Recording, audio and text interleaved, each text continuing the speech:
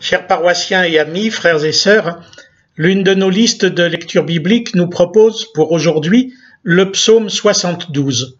En voici le début. À Salomon, Dieu, donne tes jugements à un roi et ta justice à un fils de roi.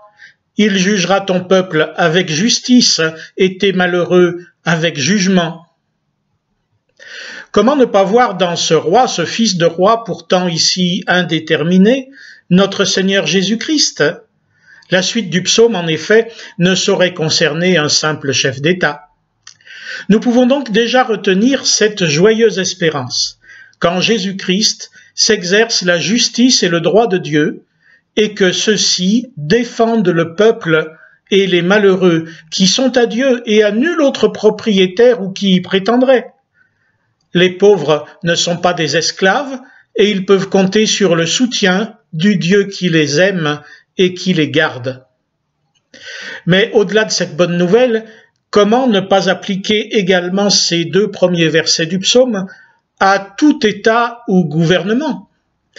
Une chose est claire en tout cas, ceux qui considèrent le pouvoir comme leur appartenant et les gens comme leurs serviteurs, ces dirigeants-là ne sont pas concernés et ne méritent que d'être détrônés, tels Akab et Jézabel dans la suite du livre.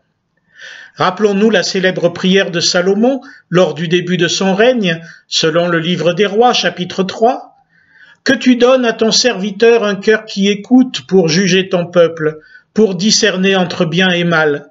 Car qui aurait la capacité pour juger ton peuple ?» C'est là un miroir du prince, comme on disait autrefois. C'est un modèle pour les dirigeants et notamment les chefs d'État et ceux qui sont chargés de gouverner les peuples. Ce qui est requis de telles personnes, qu'on nomme serviteurs de l'État, à défaut de les dire serviteurs de Dieu, c'est donc une autorité qui s'exerce au service des gens, et en particulier des plus petits, une autorité qui soit au service du droit et de la justice, et non des intérêts particuliers ou partisans.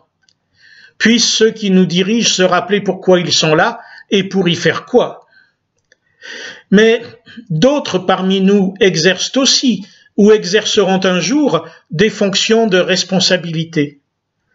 Dans un monde régi par la recherche du pouvoir et du profit, et par l'abaissement et l'utilisation des plus faibles, il est et il sera toujours bon de se souvenir de la prière de Salomon pour la faire sienne. Personne n'est à l'abri de déraper et de suivre alors la pente descendante de sa nature pécheresse, plutôt que la parole de Dieu et sa justice. Mais personne n'est dispensé de se reprendre alors, de demander pardon, de restaurer la justice de Dieu et la dignité des offensés.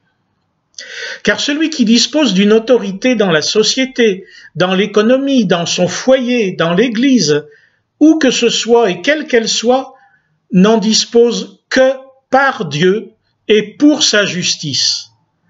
À nous de nous en souvenir et de nous mettre ou remettre humblement à son service et à celui de nos frères et sœurs.